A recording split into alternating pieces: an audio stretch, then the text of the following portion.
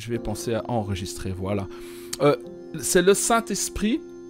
La première œuvre du Saint-Esprit, c'est nous convaincre de péché, mais en même temps, quand il nous convainc de péché, il nous rend capables de repentance. Et ça, on cherche toujours des choses un peu...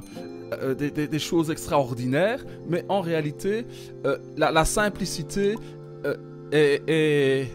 voilà, la simplicité de l'esprit est des fois négligée. Hein? Elle est souvent négligée. Voilà, là on voit tout. Il faut que tu me mettes en partage ton écran peut-être aussi. Que tu m'invites pour que je puisse partager mon deuxième écran. Pour qu'on voit le texte. Alors, on avait vu aussi que le sang est très important. N'oubliez jamais que le sang de Jésus, c'est sa vie. Ok? C'est sa vie biologique, c'est sa vie humaine. Il n'y a pas de vie biologique humaine sans le sang. Même la vie animale, qui est une âme animale, l'âme a toujours un autre penchant, elle a deux réalités. C'est le sang. Il n'y a pas... Pour qu'il y ait une âme, il faut qu'il y ait du sang. Pour qu'il y ait du sang, il faut qu'il y ait une âme. Le sang est la partie visible de l'âme. Et la manifestation tangible, physique, la réalité physique de l'âme, c'est le sang. Et la partie immatérielle, insaisissable, qui donne un caractère, une personnalité, c'est l'âme. Mais c'est comme une pièce, c'est le côté pile et le côté face, ok? Ça, c'est quelque chose que nous devons réaliser. Si nous ne réalisons pas ça, voilà, on ne va pas comprendre le salut, en fait. Attends, non, je ne vois rien. Arrêtez déjà, participants, discussion. Non, je n'ai pas...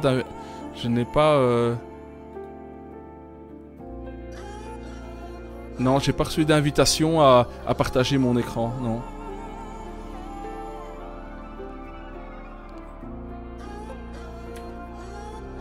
Je la vois pas, non. Son, vidéo... Non, je ne... Tu me dois... Il faut que tu me l'envoies, sinon j'ai rien à cliquer. Refais-le.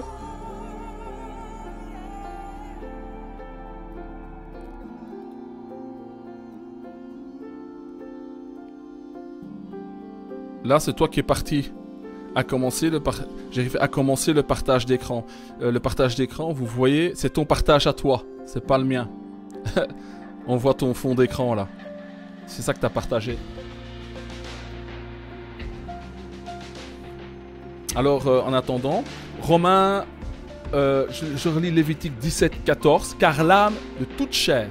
Alors quand la Bible dit chair, hein, la chair, ça comprend l'âme et le sang. C'est la nature humaine. Hein. Car l'âme de toute chair, c'est dans son sang qui est en elle. C'est pourquoi j'ai dit aux enfants d'Israël, vous ne mangerez le sang d'aucune chair. Car l'âme de toute chair, c'est son sang. L'âme de toute chair, c'est son sang. Donc quand Jésus-Christ donne son sang, il donne quoi? Il donne son âme, il donne sa vie humaine. Ok? Ça, c'est vraiment la chose que vous devez bloquer pour comprendre la justification. J'ai toujours pas le partage d'écran. Hein. Ah, voilà. Voilà, je l'ai maintenant. Attends, hein, écran 2. Voilà. Maintenant, vous l'avez? Ouais, je crois que vous l'avez. Hein. Voilà. Alors, Romains 5, étant donc justifiés par la foi, nous avons la paix avec Dieu par notre Seigneur Jésus-Christ. Qu'est-ce qui est le contraire de la paix? C'est l'angoisse. En fait, dans la Bible, c'est la colère. Celui qui n'a pas la paix avec Dieu, il a droit à la colère de Dieu. Nous avons la paix avec Dieu par le moyen de la foi. Alors, vous savez, ce que je dis n'est pas vraiment juste, hein, mais c'est pour vous faire comprendre quelque chose. Ce n'est pas le sang de Jésus-Christ qui nous sauve. Vous entendez? Ce n'est pas le sang de Jésus-Christ qui nous sauve, parce que tu ne peux pas accéder au sang de Christ. Il n'y a pas un petit pot où il y a du sang de Christ qui serait à Jérusalem, hein, où on pourrait aller le toucher sans mettre sur le front. Il n'y a pas du sang spirituel qui coule des cieux et qui va couler sur ta tête et faire une douche sur toi pour que tu sois purifié. Ça, ce n'est pas comme ça que ça fonctionne. C'est ta foi dans le sang qui avait déjà coulé il y a 2000 ans à la croix de Golgotha. C'est-à-dire que quand tu comprends que le Fils de Dieu a donné son âme, son sang, sa vie humaine avec des larmes, des souffrances et qu'il a expiré, que son corps a arrêté le cœur qui est dans son corps a arrêté de battre et qu'il a expiré et qu'il a rendu l'esprit et que son corps a arrêté de fonctionner, que son âme s'est éteinte et qu'il a été dans le séjour des morts, si tu crois dans cela, que tu mets ta confiance en cela et que tu vois en Jésus l'agneau de Dieu qui ôte le péché du monde, tu es déclaré juste. Tu comprends ? Ce n'est pas... je vais vous faire comprendre parce que des fois dans le monde chrétien on dit que le sang de Jésus te couvre. J'envoie le sang de Jésus ici. Il n'y a pas de sang qu'on envoie. Ça ne marche pas comme ça. C'est ma foi dans le sang qui avait coulé à un moment précis, à une heure précise. C'est un sang physique, c'est un sang réel. Vous comprenez ? Ce n'est pas un sang qui est spirituel. C'est un sang physique, c'est du vrai sang. Mais c'est ta foi dans le sacrifice qui a été fait. Vous voyez ? Il y a le sang. Le sang n'est pas seulement un objet. C'est aussi une âme vivante qui s'est offerte. Et c'est l'âme du Fils de Dieu. Vous comprenez ? Donc, moi je dis ça pour le faire comprendre, ce n'est pas le sang de Jésus-Christ qui te sauve, mais il faut que tu aies foi dans le sang qui a déjà coulé pour être déclaré juste. Ok ? Alors, c'est l'épreuve de la foi. Dans Romains, chapitre 5, verset 2, à qui nous devons d'avoir eu par la foi accès à cette grâce. Donc, la foi te donne un accès. C'est comme si tu avais un badge. C'est comme si tu avais une clé. Ça te donne accès à quelque chose. Et ça a accès à quoi ? À la grâce, à la faveur de Dieu. Parce que tu as la foi. Vous comprenez ? C'est pas le sang tout seul. C'est ta foi plus dans un objet. Ta foi dirigée dans le sacrifice, dans l'âme de Jésus qui a été donnée, c'est-à-dire dans l'effusion de son sang. À qui nous devons d'avoir eu par la foi accès à cette grâce, ce don gratuit, ce don immérité que personne ne peut payer a été donné. Et tu y as accès par la foi. Dans laquelle nous demeurons fermes. La foi, c'est la fermeté, parce que tu as un appui sûr. Et nous nous glorifions, ça veut dire nous nous vantons, nous sommes fiers. Se glorifier, ça veut dire tu es fier, dans l'espérance de la gloire de Dieu. Parce que des fois, le mot glorifier, tu peux le traduire par fierté. C'est mon honneur à moi, ma fierté, ce qui me donne à mon âme de se sentir bien, de se sentir valeureuse. Vous savez, il y a des gens, ils se regardent devant la glace et ils sont fiers de la manière dont ils sont habillés. Hein? Mais nous devons être fiers d'avoir revêtu Christ et d'être des justifiés parce que nous avons accès à cette grâce par la foi. Alors, la foi, c'est comme c'est une action, c'est comme si tu quittais une pièce et que tu passes dans une autre pièce dans laquelle il y a la grâce. Il faut aller vers la grâce. Okay? Il faut quitter une position de condamné, de rejeté, pour aller dans la position de fils de Dieu. C'est un déplacement, c'est un changement d'état. Et la foi, c'est la prise de position face à Dieu.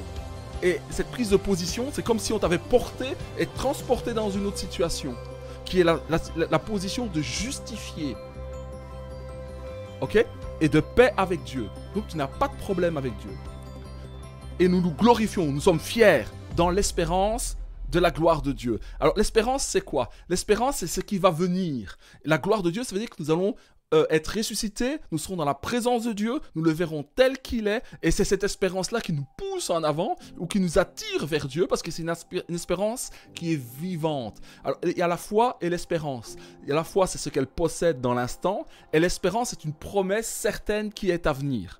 Ok, dont Dieu est le garant. Comment je suis sûr que je vais vers la gloire de Dieu? C'est que j'ai eu accès à cette grâce par la foi. Je me sais déclarer juste, j'ai entendu la vérité, donc je sais que j'ai ma part avec Dieu.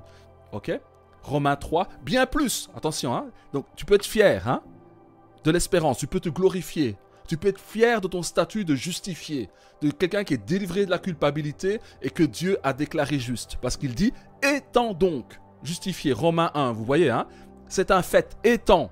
C'est pas quelque chose qui doit venir ou se développer. C'est une grâce, un cadeau. Étant donc justifié par la foi. Les 3 axes de la foi. J'entends Dieu, je parle à Dieu et je suis en mouvement. Je pose des actions. Et nous avons la paix avec Dieu par notre Seigneur Jésus-Christ. Bien plus, nous nous glorifions, ou nous sommes fiers, même des afflictions. Alors, les afflictions, c'est quoi? C'est tout ce qui est négatif dans ta vie.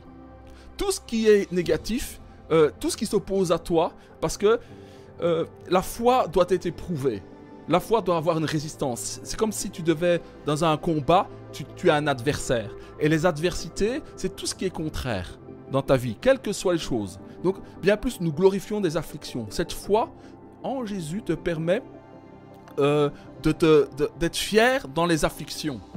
Parce que il y a quelque chose que tu dois savoir, sachant. N'oublie pas le mot là, c'est sachant. En rouge, j'ai mis le mot sachant que. Donc c'est un savoir, il faut avoir cette connaissance. Sachant que l'affliction, donc les oppositions dans ta vie, vont produire la persévérance.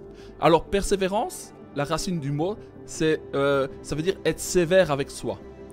C'est ce que tu t'infliges toi-même.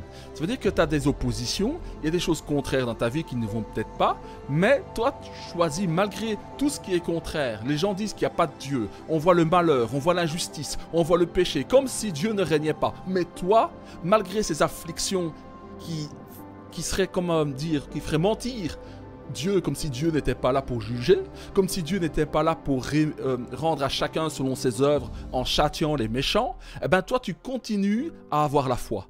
Tu persévères dans ta foi. Tu persévères dans la révélation qui t'est donnée malgré toute chose qui est contraire. Peut-être quelqu'un est plus riche que toi et il est méchant. Il ne s'inquiète pas du lendemain. Toi, peut-être, un mois, tu n'as pas les moyens pour joindre les deux bouts. Mais tu dis, je continue de mettre ma confiance dans mon Seigneur parce que mon Seigneur pourvoira à tous mes besoins. Ça, c'est l'affliction. Alors, Romains 5,4, la persévérance. Donc, l'affliction va t'amener à la persévérance. Donc, ça veut dire quoi? C'est une foi qui est éprouvée. C'est comme un amour qui démontre qu'il aime parce qu'il y a des choses qui s'opposent à cet amour. C'est comme si quelqu'un qui disait « Ouais, mais ta femme, elle t'aime pas, elle t'a trompé. » Et toi, tu dis « Ce n'est pas possible, elle m'aime. » Et ça veut dire que là, tu persévères dans l'amour parce qu'il y a quelqu'un qui est venu dire quelque chose de contraire pour détruire ton amour, pour détruire ta foi. La persévérance amène à quoi? À la victoire face à l'épreuve. Et cette victoire, c'est l'espérance qui la donne.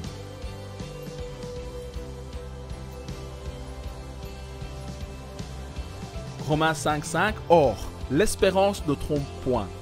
Donc, vous savez, c'est pas vraiment une espérance comme dit, j'espère recevoir quelque chose, j'espère recevoir mon colis d'Amazon. C'est pas le même niveau. C'est traduit comme ça, mais c'est une espérance qui est certaine. C'est parce que tu as déjà vu, tu sais que quand tu as fait un contrat avec Amazon, tu sais que ton colis va arriver.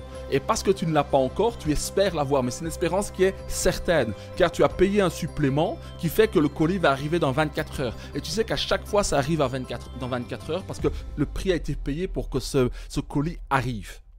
Or, l'espérance ne trompe point parce que l'amour de Dieu est répandu dans nos cœurs. Comment je sais que je peux espérer? Qu'est-ce qui fait que mon cœur espère dans le règne de Jésus-Christ qui va venir? Parce que ceux qui ont part à la gloire, c'est ceux qui sont justifiés. Comment je suis certain que j'ai part à la gloire? C'est parce que l'amour de Dieu est répandu dans nos cœurs par le Saint-Esprit qui nous a été donné. Qui répand cet amour dans ton cœur? C'est le Saint-Esprit. Car la nature de Dieu est amour. Et vous voyez que l'amour et l'Esprit, c'est une manifestation de l'Esprit. L'amour, c'est l'Esprit en mouvement dans ton cœur. Ok?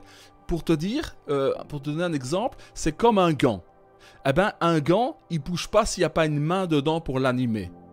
De même, le Saint-Esprit qui est en toi, c'est l'Esprit qui vient se mettre dans un gant, qui vient se mettre dans ton corps, dans ton âme, dans ton esprit, qui vient s'unir à toi pour t'animer, comme le gant est animé par une main.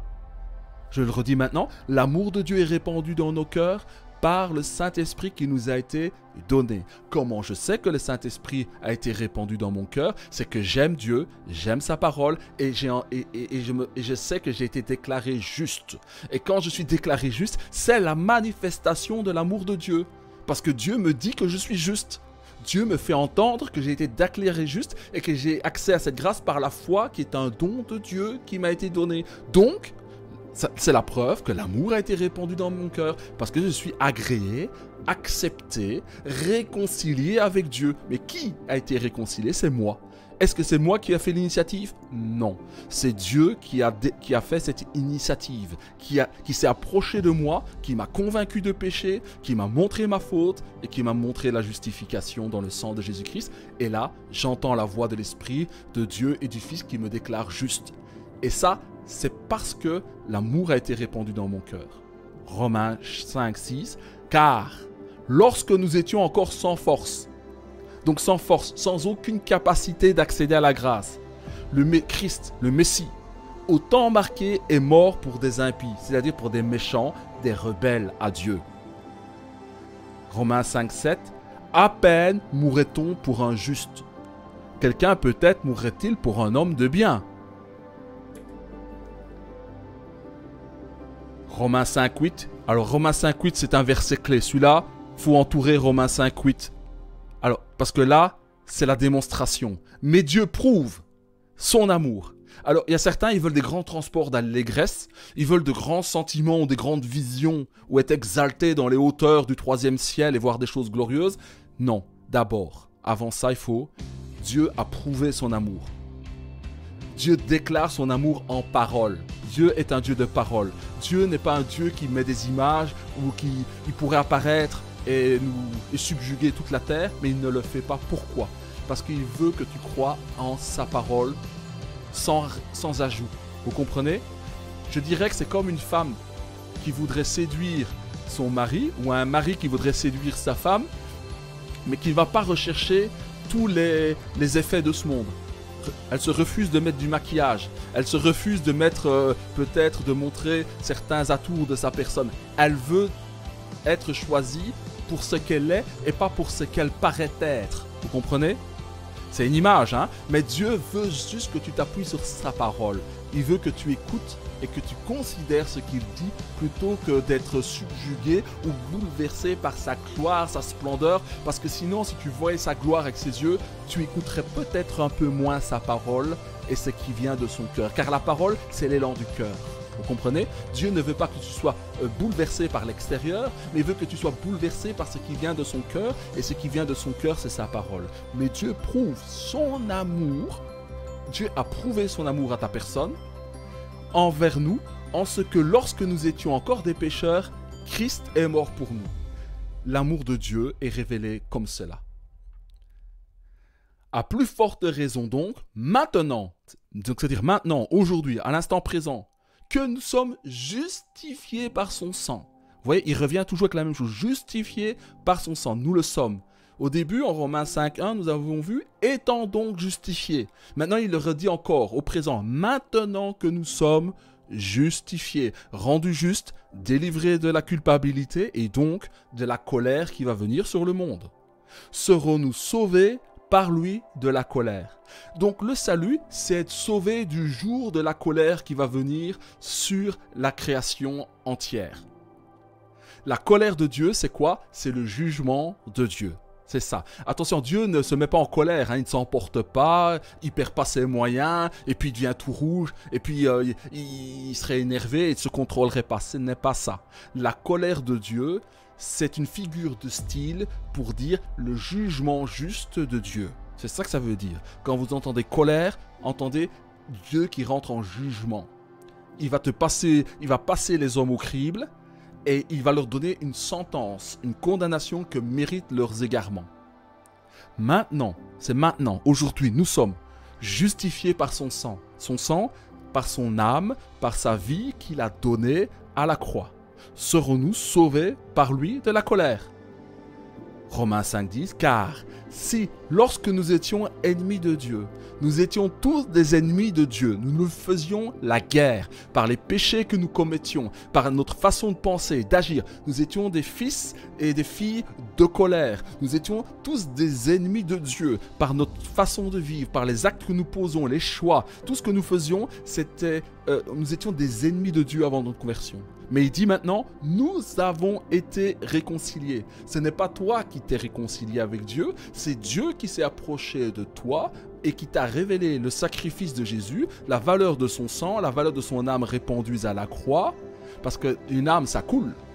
Quand le sang coule, c'est une âme qui coule, c'est de la vie qui coule. Et il dit, nous avons été réconciliés. Ça veut dire que Dieu a fait le premier pas pour que nous soyons en paix avec lui. Et celui qui est en paix avec Dieu, c'est celui qui est délivré de la colère et du jugement. Nous avons été réconciliés avec Dieu. Alors avec Dieu, c'est avec Dieu le Père.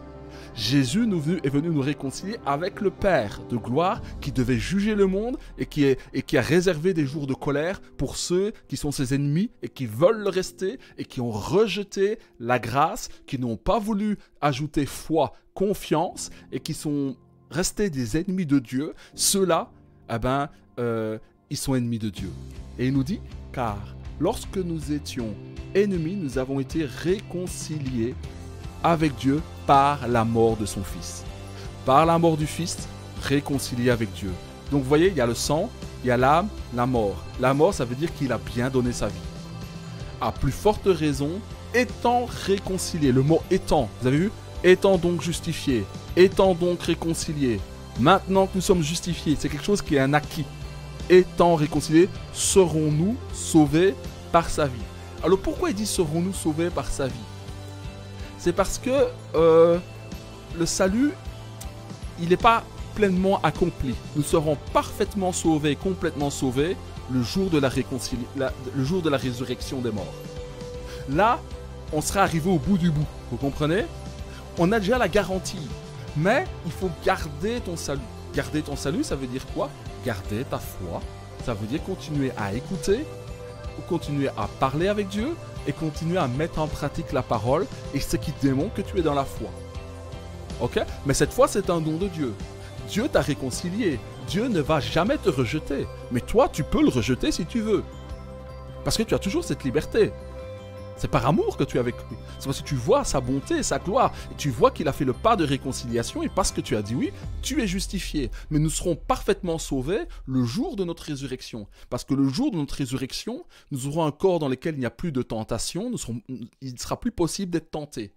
Nous ne pourrons plus tomber. Parce que nous serons rendus parfaits complètement avec rien du malin en nous. Plus de tendance à pécher. Parce que nous aurons un corps glorieux. Et ça, le salut là, sera accompli totalement, parfaitement. Vous comprenez? Parce qu'il y a le déjà et le pas encore qui se côtoient. Voilà. Serons-nous sauvés par sa vie? Donc, vous voyez, par sa vie, ça veut dire qu'il a donné quoi? Sa vie, son sang, son âme. Par sa vie biologique, par sa vie humaine, parce qu'il est l'agneau de Dieu qui a donné son corps en sacrifice, nous sommes sauvés. Sauvés de la colère à venir. Mais là, le salut sera total le jour de la résurrection. Voilà. Romains 5, 11. Et non seulement cela, mais encore nous nous glorifions. Ça veut dire nous sommes fiers, nous nous vantons en Dieu par notre Seigneur Jésus-Christ, par qui maintenant nous avons obtenu la réconciliation. Vous voyez? Il dit, en fait, l'apôtre Paul, dans Romains 5, il dit beaucoup les mêmes choses, mais il réitère. Ça veut dire qu'il le redit de façon différente. Là, il met en avant le mot de réconciliation. Ça veut bien dire que nous étions ennemis, mais que nous avons été... Dieu a fait la paix avec nous. Dieu avait un problème avec le genre humain, mais Dieu nous a réconciliés. Par quel moyen? Par notre Seigneur Jésus-Christ. Et vous voyez le mot « maintenant ». Nous avons obtenu. C'est-à-dire que c'est quelque chose qui t'a été donné. Romains 5, 12. Et maintenant, vous voyez, il dit c'est pourquoi. Donc ça veut dire que là, il va donner le mobile de tout cela. Il va dire le pourquoi. Vous savez, la question qui commence par pourquoi. Là, il nous a dit comment être sauvé. Maintenant, il va dire pourquoi nous sommes sauvés. C'est très important de comprendre pourquoi il nous sauve. Pourquoi le péché est venu. C'est pourquoi, comme par un seul homme, le péché est entré dans le monde. Et par le péché, la mort, et qu'ainsi la mort s'est étendue sur tous les hommes, parce que tous ont péché. Alors là, il explique pourquoi on a besoin de la justification. Pourquoi on a besoin d'être réconcilié. Parce que le péché est entré par un seul homme, est entré dans le monde par un seul homme. Alors vous voyez, moi, j'avais un problème, je me disais, mais si le monde a été créé par un seul homme, une seule femme, y a des gens qui disent non, l'homme descend du singe, mais alors s'il y a plusieurs hommes, s'il y avait 10 hommes et 10 femmes, le péché n'est pas entré parce que c'est le troisième homme qui est tombé avec l'autre couple. Non, il y avait un premier homme, une première femme qui ont eu plusieurs enfants. Et les enfants sont tellement multipliés sur la terre qu'il y avait des enfants qui ne se connaissaient pas. Ils ne se sont pas croisés, si vous voulez. Si vous avez un enfant à 30 ans, que vous avez un enfant à 120 ans, vous avez un autre enfant à 180 ans, et à 200 ans, vous faites des triplés, et puis vous vivez jusqu'à 900 ans, et à 900 ans, ou 800 ans, ou 700 ans, vous avez encore des enfants grandissent, il y en a un qui a 30 ans et l'autre qui a 70 ans, eh bien ils se croisent, ils peuvent se marier ensemble parce qu'ils ne se connaissent pas. Vous voyez, ils ne se voient pas comme des frères et sœurs parce qu'ils n'ont pas grandi dans la maison ensemble. Vous comprenez? Les enfants grandissent, ils sont sortis de la maison d'Adam et Ève, ils se sont établis là où ils sont, et puis ils se sont rencontrés plus tard. Donc la notion de frères et sœurs qui ont grandi dans la maison n'existe pas pour eux. Parce que l'homme a vécu dans un âge grand. Et quand vous vivez 900 ans ou 1000 ans, c'est pas un problème pour vous d'avoir des centaines d'enfants, hein, et ils ne se connaissent pas entre eux. C'est très important de comprendre ça. Il y avait bien un couple, et c'est bien entre frères et sœurs qu'ils ont eu des enfants. Il faut accepter cette réalité-là. Mais le péché est bien entré par un seul homme. Et il va dire pourquoi. C'est le pourquoi. Hein. C'est pourquoi par un seul homme, le péché est entré dans le monde. Et par le péché, la mort. La mort, nous la constatons. Nous avons vu la mort. Nous savons ce que c'est la mort. Et qu'ainsi, la mort s'est étendue sur tous les hommes parce que tous ont péché. Donc, qu'est-ce qui amène la mort? Ce n'est pas la maladie, c'est le péché. Comprenez bien ça. La maladie n'amène pas à la mort. La cause première de la maladie et de la mort, c'est le péché. Ça, c'est la façon dont Dieu comprend les choses. Quand nous voyons quelqu'un, il n'est pas mort d'un accident de voiture, il est mort à cause du péché. C'est bizarre de dire ça. Quelqu'un a sauté du 3e étage, il s'est suicidé, et il est mort à cause du péché. Cet homme a eu le cancer, il est mort à cause du péché. Quelqu'un vous dit, il a eu le vaccin, il a eu les effets secondaires, il est mort. C'est pas le vaccin qui l'a tué. La cause première de toutes les causes, c'est le péché. C'est-à-dire la séparation d'avec Dieu. L'indépendance avec Dieu conduit à la mort. Et la mort va se présenter sur plusieurs formes, mais en réalité, c'est la cause première de toutes les causes, c'est le péché, c'est-à-dire la séparation avec Dieu. Romains 5,13, il explique, « Car jusqu'à la loi, le péché était dans le monde. Or, le péché n'est pas imputé quand il n'y a pas de loi. » Donc, s'il n'y a pas de loi, il n'y a pas de condamnation, il n'y a pas de transgression. Il y a une transgression quand il y a la loi. C'est ça qu'il dit simplement. Romains 5,14, écoutons. « Cependant, la mort a régné depuis Adam jusqu'à Moïse. » Parce que c'est Moïse qui a reçu les commandements de Dieu, les 10 commandements. Mais les hommes sont morts entre Adam et Moïse. Donc, que tu aies connaissance de la loi ou pas, l'homme meurt. Pourquoi l'homme meurt? Parce que le péché est entré dans le monde par un premier homme. Même sur ceux qui n'avaient pas péché par une transgression semblable à celle d'Adam, lequel est la figure de celui qui devait venir. Là, il est en train de nous dire, et il nous explique pourquoi l'homme meurt, pourquoi il faut être réconcilié, parce qu'il y a quelque chose qui est venu par le premier homme, qui est le péché. Et cet homme a failli, et en désobéissant à Dieu, il a transféré cette inclinaison au mal, cette capacité de désobéir au mal, cet esclavage au péché a été transmis à tous les descendants d'Adam et Ève. Et il dit quelque chose ici. Adam, il parle d'Adam, qu'il est la figure de celui qui devait venir. Donc, le premier Adam est un type. Ça veut dire qu'il est une copie parfaite de Jésus-Christ qui a été faite. Romains 5,15 dit, continuons, il va développer ce qu'il vient de dire en 14, mais il n'en est pas du don gratuit. Le don gratuit, c'est le pardon des péchés en Jésus-Christ. Mais il n'en est pas du don gratuit, c'est la grâce, comme de l'offense.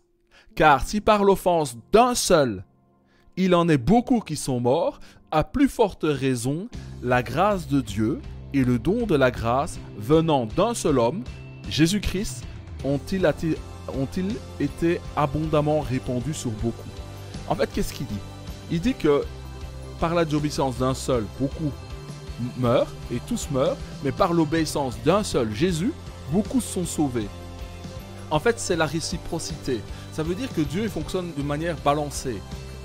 Il a des balances justes. Ok, il y a un qui pêche, tous meurent, donc moi j'ai décidé que par l'obéissance d'un seul, beaucoup vont être sauvés. C'est ça qu'il dit. C'est seulement ça. Mais il y a une offense première qui a été commise, qui a fait que la mort est venue dans tous les hommes. Et bien Dieu dit, ok, par l'obéissance d'un seul, tous vont être sauvés. C'est seulement ça qu'il dit. Et les mots-clés, c'est quoi? Beaucoup sont morts, mais beaucoup aussi ont la vie. C'est la réciprocité de Dieu. Voilà. Maintenant, Romains 5, 16 à 17. Il n'en est pas du don comme de ce qui est arrivé par un seul qui a péché.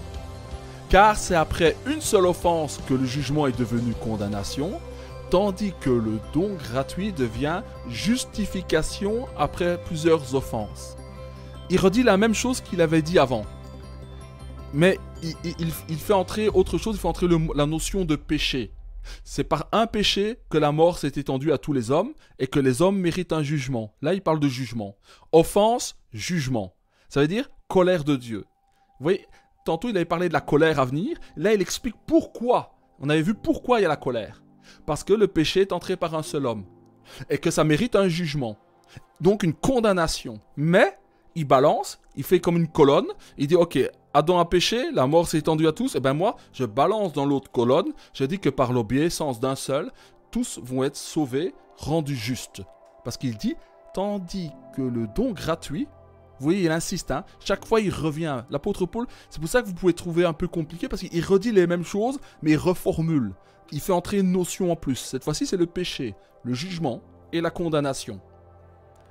Mais il dit, tandis que le don gratuit devient justification après plusieurs offenses.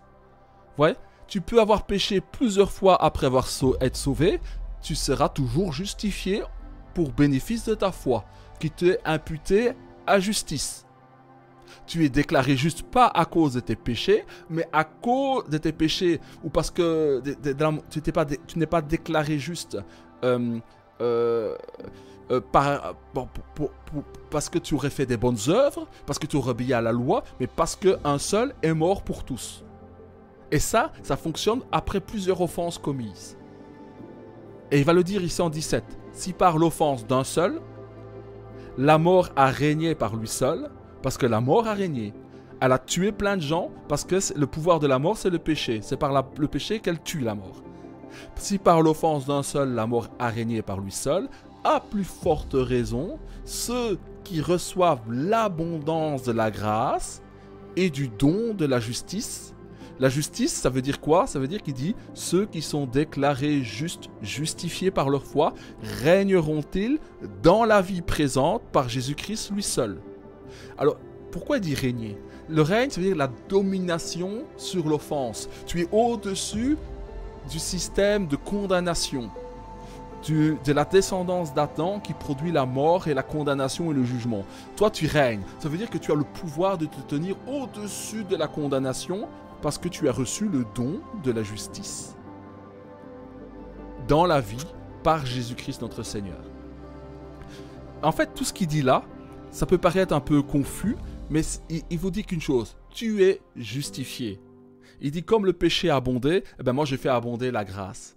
Parce que beaucoup de péchés, un péché ou beaucoup de péchés ça conduit à la mort, eh ben moi je suis plus fort que les péchés et je donne la justice même après avoir commis des péchés.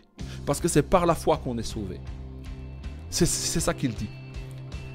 Mais il fait entrer une notion qui est un peu plus complexe. Il fait entrer cette fois-ci dans Romains 16 et 17, péché, condamnation et offense. Ouais, le péché conduit à offenser la personne de Dieu et donc Dieu te condamne. Ça c'est 16. Et après, il a parlé en termes négatifs et puis il met un terme positif. Tandis que le don gratuit devient justification après plusieurs offenses. Il faut entendre ça. Gratuitement justifié après plusieurs offenses. Ça veut dire que tu ne peux pas te culpabiliser. Parce que Dieu, la justification surabonde toujours là où il y a du péché. Par la foi en Jésus. Maintenant, on va clôturer avec 18 et 19. Alors maintenant, vous sentez que c'est la conclusion. Après tout ça, il dit, ainsi donc, après tout ce que je viens de dire, donc, c'est ça que ça veut dire. Maintenant, après tout ce que je vous ai expliqué, eh ben donc, comme par une seule offense, la condamnation a atteint tous les hommes, de même, par un seul acte de justice, la justification qui donne la vie. Alors quand il donne la vie, c'est la vie de l'esprit. C'est la vie éternelle. C'est la vie qui régénère ton esprit. C'est la vie qui fait que tu peux te tenir devant Dieu et que tu es devenu participant de la nature divine en recevant le Saint-Esprit, qui a été répandu dans ton cœur et qui a mis l'amour de Dieu dans ton cœur. C'est ça la vie. La vie, c'est la vie de Dieu, c'est la vie de l'Esprit. De même, par un seul acte de justice, la justification qui donne la vie s'étend à tous les hommes. Ok? La condamnation atteint tous les hommes, eh bien la justification atteint tous les hommes par la foi. Vous voyez? Il redit la même chose. Romains 5, 19, car, comme par la désobéissance d'un seul homme, beaucoup ont été rendus pécheurs. De même, par l'obéissance d'un seul, beaucoup sont rendus justes. Là maintenant, il nous dit que c'est une question d'obéissance en fait. Tu as obéi au péché pour avoir la condamnation, le jugement, la colère de Dieu. Maintenant que tu es justifié, tu as la capacité d'obéir à la parole. Et Dieu te demande quoi? Quelle est l'obéissance que Dieu te demande? Eh bien, c'est de croire qu'il te déclare juste. C'est simplement ça. Il te demande de croire ce qu'il te dit. Que après l'obéissance d'un seul de Jésus, Dieu te donne la justification à cause des mérites de l'obéissance de Jésus. Comme avant, nous étions obligés de pécher parce que nous étions dans la descendance d'Adam et cette capacité de désobéir à Dieu nous a été transmise. Nous étions esclaves de ce que le premier Adam nous a donné. C'est la capacité à désobéir à Dieu, à être sous la condamnation et d'être des pécheurs. Mais maintenant, nous sommes sous le gouvernement de l'Esprit parce que nous avons été justifiés et nous sommes forcés d'obéir à la foi en Dieu parce que l'obéissance de Jésus est la nôtre en fait. Comme la capacité de péché d'Adam nous a été donnée, maintenant Dieu te donne la capacité d'obéir à Dieu qui est celle de Jésus-Christ. Comment je sais que j'ai la capacité d'obéir à Jésus-Christ? C'est parce que j'ai l'Esprit de Jésus. Comment je sais que j'ai l'Esprit de Jésus? C'est parce que j'ai la parole de Jésus en mon cœur, la parole révélée. C'est parce que je comprends que le sang m'a justifié, c'est parce que je comprends que je ne suis plus au bénéfice des erreurs du premier homme qui a péché. Je sais que je suis déclaré juste, donc, parce que je suis juste, je suis justifié, délivré de la culpabilité, réconcilié avec Dieu, délivré de la condamnation. Je ne suis plus sous l'emprise d'Adam, je suis sous l'emprise de l'esprit de vie en Jésus-Christ. Et il dit, car comme par la désobéissance d'un seul beaucoup ont été rendus pécheurs, de même par l'obéissance d'un seul beaucoup seront rendus justes. Vous voyez, en fait, la justification, là, il balance justification avec obéissance. Les pécheurs obéissent, ils croient qu'ils sont libres, ils pensent qu'ils font ce qu'ils veulent. Ils pensent que quand un homme va aux prostituées, ils pensent qu'il a choisi d'aller aux prostituées. Un homme, quand il choisit de tromper sa femme, il pense qu'il a choisi, que c'est lui qui a voulu. En fait, il veut rien du tout. C'est le péché premier d'Adam qui lui a été transmis, qui a animé en lui le désir de tromper sa femme, le désir de mentir. Et lui, il a l'illusion que c'est lui qui choisit, c'est pas lui qui veut. C'est parce qu'il fait qu'un avec le péché, et parce qu'il fait un avec le péché, ce qu'il veut, c'est ce que veut le péché. Et ce que veut le péché, c'est ce que désire cet homme, c'est ce qui est contraire à Dieu, et qui le place sous la condamnation. Maintenant que toi et moi, nous avons été réconciliés avec Jésus, que par le sang, par l'offrande de sa vie, et parce que nous avons entendu Dieu qui nous dit « Étant donc justifiés par la foi en son sang, nous avons la paix avec Dieu. » Parce que tu as entendu ça et que tu crois cela, eh bien maintenant, tu es esclave de l'Esprit de Dieu qui est en toi. Et l'Esprit de Dieu qui est en toi va te transmettre les désirs conformes à Dieu. Conformes à la volonté de Dieu. Et ça, ça s'apprend. Ça s'apprend à marcher par l'Esprit. C'est une obéissance. La foi, c'est quoi? C'est la mise en pratique. La foi, c'est l'obéissance à la parole de Dieu. Voilà. Et vous voyez, dans le mot, dans cette phrase, rendu pécheur, dans Romains 5, 19, il oppose. Il met désobéissance, obéissance. Pécheur et juste. Vous voyez? Il y a une ligne de démarcation qui est tracée. Pécheur, désobéissant. Juste, ce sont des obéissants. voilà, je vais terminer avec Romains 5, 20. Alors maintenant, il va rentrer encore une notion en plus. Il fait rentrer une notion en plus, c'est la loi. Il a péché, mais tu pêches pourquoi? Tu pêches à cause de quoi? Parce qu'il y a la loi. Il dit, or, la loi est intervenue pour que l'offense abondât. Vous voyez? Donc la loi, les commandements que Dieu a donnés à Moïse, ils sont venus pour faire quoi? Pour souligner ce qu'est vraiment le péché. Peut-être on aurait eu des doutes. Peut-être on aurait pensé, mais non, ce que je fais c'est quand même... Je me sens mal, mais peut-être que c'est... Puisque c'est ma nature, c'est pas grave, je fais ma nature humaine.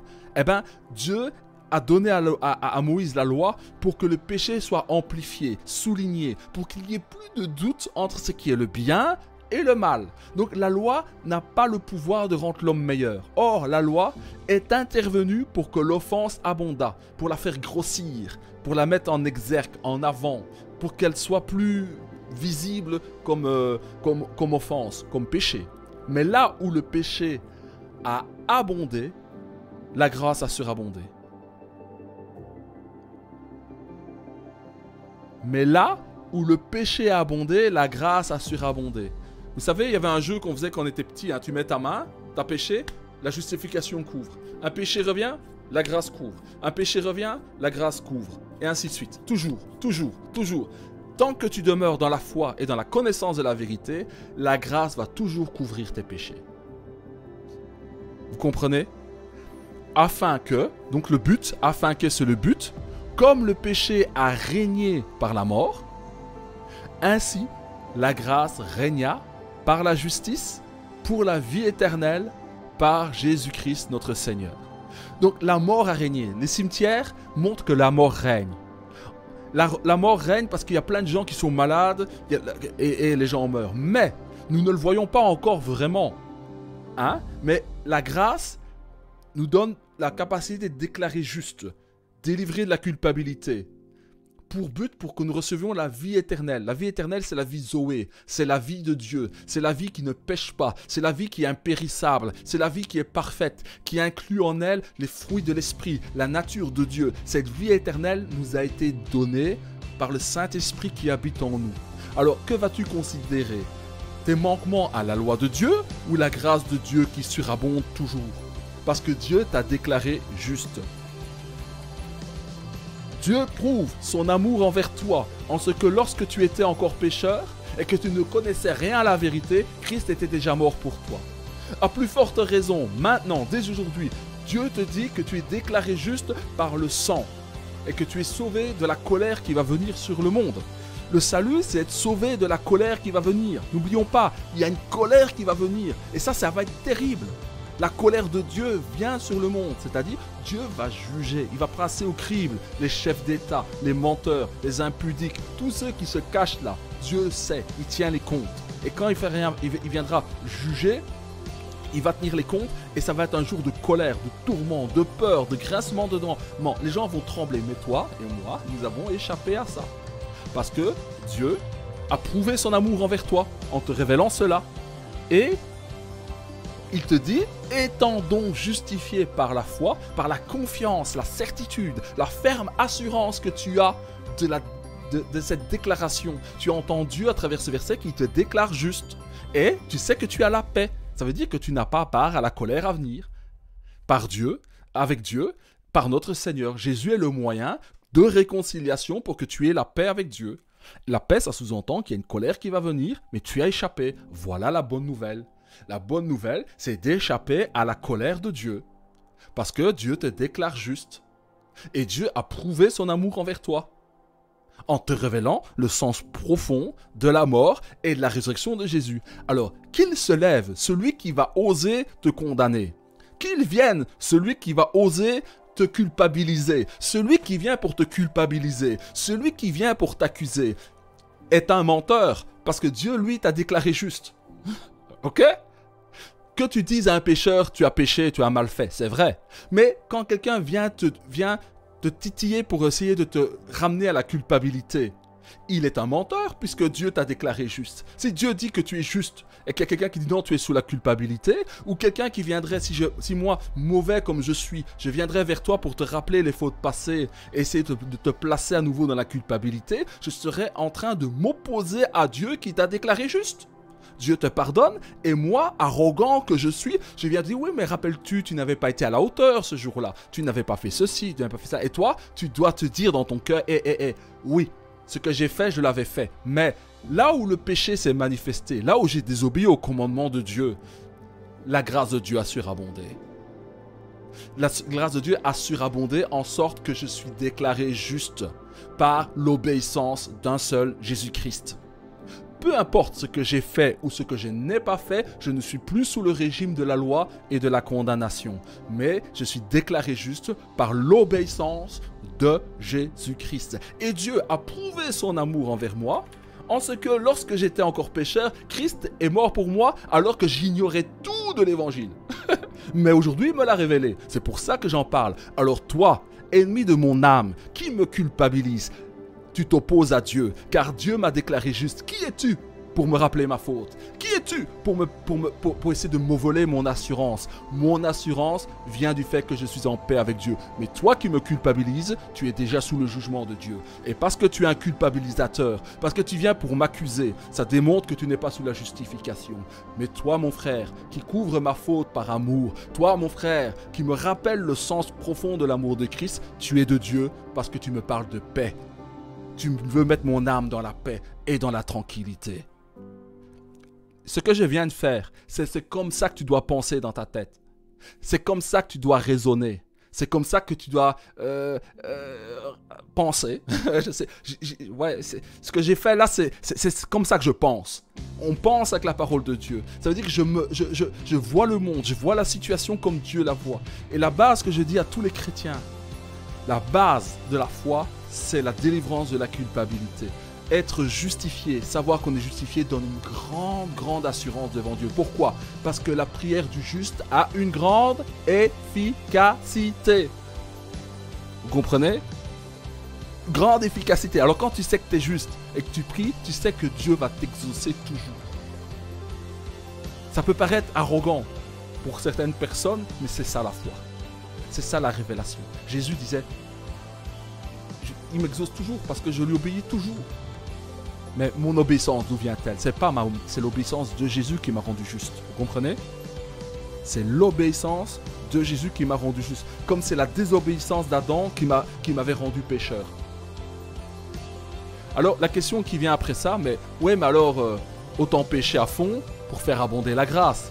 Mais c'est ça le piège de cet enseignement. C'est que dire, je vais laisser mes pulsions, je vais laisser les mauvais penchants s'exprimer, puisque de toute façon la grâce surabonde toujours, il n'y a pas de problème. Il y a quelque chose qui vient dans Romains 6, que vous lirez aussi. Il y a une chose que Dieu fait aussi, c'est qu'il te donne la capacité de ne pas pécher. Là, la justification, ça règle le problème des actes de péché. Mensonge, impudicité, tous les actes. Mais maintenant, ça, la justification et le sang, l'effusion du sang de Jésus-Christ, sa mort et sa résurrection, ça règle le problème des actes de péché qui fait que Dieu doit juger par la loi. Mais maintenant, il y a autre chose qui vient, qui va nous aider, c'est l'esprit. L'esprit en nous, je vous dis, c'est comme une main qui est mise dans un gant et qui va animer ta vie, qui va te conduire. On est comme un gant, on est comme un vase et le vase doit être rempli de l'esprit. Si tu es rempli de l'esprit et que tu laisses l'esprit t'animer, tu vas finir par faire toujours la volonté de Dieu. Et là, tu ne pécheras plus. Ok? Mais tu ne peux pas te laisser mouvoir par un esprit saint si tu es dans la culpabilité. Vous comprenez? Le Saint-Esprit, il ne se sent pas à l'aise dans quelqu'un qui se sent coupable. Parce que l'Esprit veut que tu te sentes justifié par les paroles écrites qui sont là, que nous avons lues. Tout ce que nous lisons là, c'est le souffle de l'Esprit. Il s'empare de ces paroles pour te convaincre que Dieu t'a déclaré juste. Tu n'as qu'une parole en fait. Ne t'appuie pas sur ce que tu ressens, ne t'appuie pas sur ton expérience. Appuie-toi sur les mots et les déclarations de la bouche de Dieu. Parce que Dieu ne veut pas t'impressionner par des miracles ou des prodiges, il veut seulement que tu écoutes. Car la foi vient de ce qu'on entend et de son écoute de la parole de Dieu. Mais maintenant, il y a la révélation. J'ose croire dans tout ce que nous venons de dire qu'il y a une révélation qui est là. Si tu veux encore te culpabiliser, si tu veux encore manquer de paix, bah t'es têtu alors, hein. T'es un fameux têtu, hein. T'es un incrédule alors, hein. Alors, si tu n'arrives pas à accepter d'être justifié, je vais te donner un conseil. Repens-toi de ton incrédulité. Alors tu dois te prier, dis Seigneur, je suis un incrédule. J'ai écouté tout ça et j'arrive encore, malgré tout ce que j'entends de toi, de ta parole, du sang, de la justification, que par Adam qui a péché, qui a amené la mort, et par l'obéissance de Jésus, je suis déclaré juste, eh ben moi j'arrive encore, têtu comme je suis, dans mon incrédulité, à me culpabiliser, à avoir une mauvaise image de moi, alors que toi Dieu, tu m'as déclaré juste, pardonne-moi. Je suis un incrédule, viens au secours de mon incrédulité, et donne-moi de croire simplement ce qui est écrit. Vous comprenez? Je ne sais pas comment vous le dire autrement pour vous presser le citron. Voilà. On a fini pour aujourd'hui.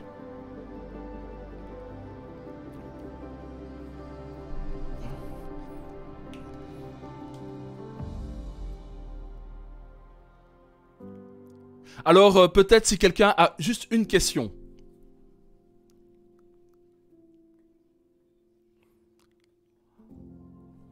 Ok, ça va. C'est comme tu veux, Pasteur Géry. Ok.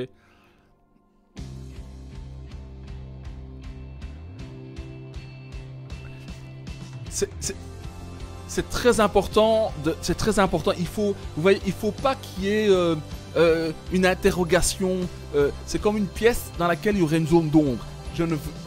Je vais pas dire je veux. C'est pas moi qui veux. Mais je crois que Dieu et son esprit, qui est la lumière, qui est la vérité. La vérité ne tolère pas d'ombre. La vérité, être en pleine lumière de la révélation, il n'y a pas d'ombre. Ok? Il ne peut pas avoir d'ombre, c'est-à-dire il ne peut pas avoir d'interrogation, tu ne peux même pas avoir de doute. Vous comprenez? Tu ne peux pas douter, c'est pas possible. C'est pas possible. Le doute, c'est l'opposé de la foi. Si après tout ça, et l'esprit qui est en toi, tu arrives à douter, c'est pas normal, quoi. Ouais. Voilà. Et la solution pour vous sortir de tout problème avec Dieu, c'est le reset de Dieu. J'appelle ça, c'est la repentance. C'est ce que Pasteur Géry vous a dit.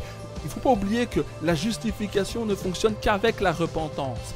La justification vous donne cette capacité de repentir. Le repentir, c'est changer de direction et donner raison à Dieu et se donner tort dans l'action qu'on a commise, tout en sachant qu'on est tout le temps déclaré juste parce que la grâce surabonde.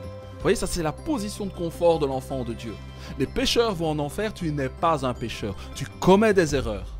Et tes erreurs font en sorte que la grâce surabondera toujours sur ces erreurs. Les pécheurs vont en enfer. Nous sommes des justifiés qui commettons de temps à autre des erreurs. Et c'est une erreur parce que nous sommes capables de nous repentir. Voilà. Surtout ne soyez pas embarrassés. Je parle beaucoup, je dis beaucoup de choses, mais je répète les mêmes choses, je reformule comme Paul l'a dit. Et si vous devez retenir, c'est Romains 5.1 et 5.8. Voilà. Dieu t'a prouvé son amour. Voilà. Pas de zone d'ombre dans vos vies. Il faut pas.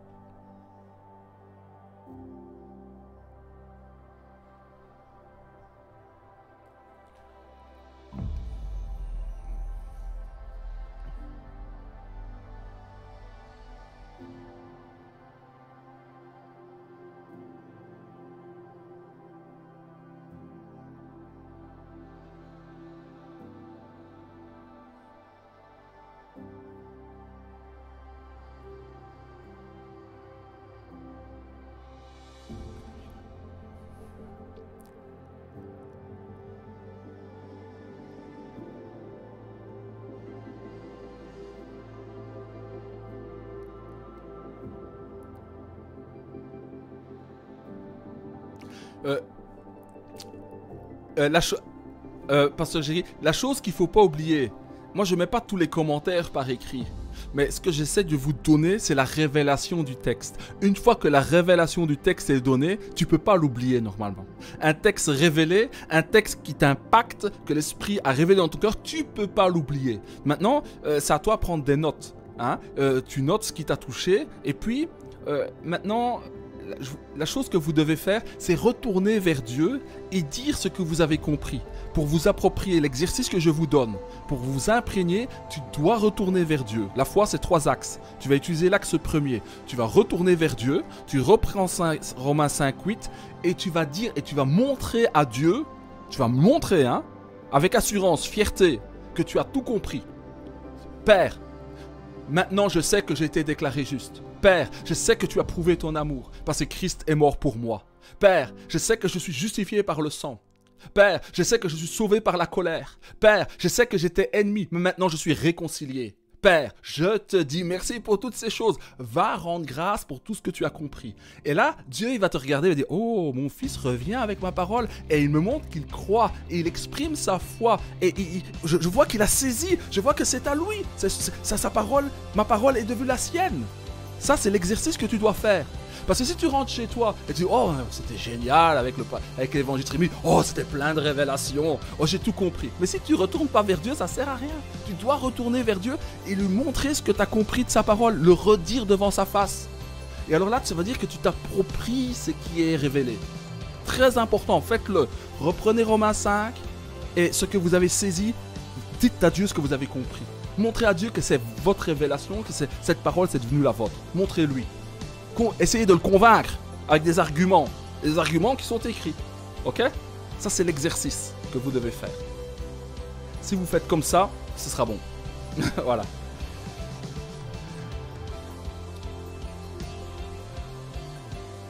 Excusez-moi d'être arrivé en retard, mais j'avais des...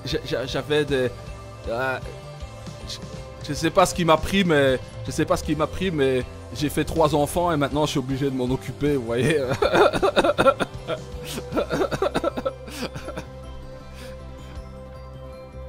Ouais. Ouais. Père, nous te disons merci. Merci parce que tu nous as mis ensemble pour partager cette parole. Partager le pain qui descend du ciel. Le pain que nous partageons, c'est toi, Jésus-Christ. Car c'est toi qui as donné ta vie. Tu es une nourriture parfaite pour nous. Notre esprit se délecte de la vérité, de ta parole, de ton esprit qui est la vérité. Ton esprit est la vérité, mais toi, Jésus, tu es la vie. Ton esprit est la vérité. La parole est esprit et vérité. Elle est une lumière. Mais toi, Jésus, tu es une lumière. Et tu dissipes toute ombre, toute ténèbre est écartée. Toute voix de ténèbres qui nous parlait et qui venait nous accuser. Elle se tait. Elle se tait devant toi. Car toi, tu nous déclares juste. Car nous avons tout compris. Nous avons été enseignés par toi. Nous savons que le péché est entré dans le monde par un seul homme. Mais que par la justice est entré par un seul, à savoir toi, Jésus-Christ. Car c'est toi qui as obéi d'une manière parfaite, sans défaillir. Et cette obéissance est devenue la mienne. Parce que l'esprit qui t'animait est en moi. L'esprit d'obéissance est dans mon frère et dans ma sœur. L'esprit d'obéissance est dans l'église. L'esprit d'obéissance, de foi, est répandu dans nos cœurs. C'est pour cela que nous sommes venus, c'est parce que nous aimons ta parole. Et le fait d'être venu à ta parole démontre que nous t'aimons et que nous aimons ta parole et que nous avons été aimés de toi et que tu as répandu ton esprit dans nos cœurs. Que je le sente ou que je ne le sente pas, qu'importe, je le sais, car à travers cette parole, j'ai entendu ta voix, j'ai vu ta main venir vers ma bouche et me nourrir, me rassasier mon homme intérieur qui est plus fort, qui est rempli d'hardiesse, parce que tu dissipes les ténèbres, tu dissipes le doute et tu fais taire l'accusateur des frères, tu le fais taire et il fait silence parce que nous l'avons vaincu par ton sang, Jésus-Christ, par l'offrande de ta vie. La gloire est à toi et l'honneur est à toi, Seigneur. Merci pour tout ce que tu as fait et ce que tu vas encore ajouter dans ces temps. À cause du nom de Jésus. Amen. Amen. Bonne soirée à tous et à bientôt.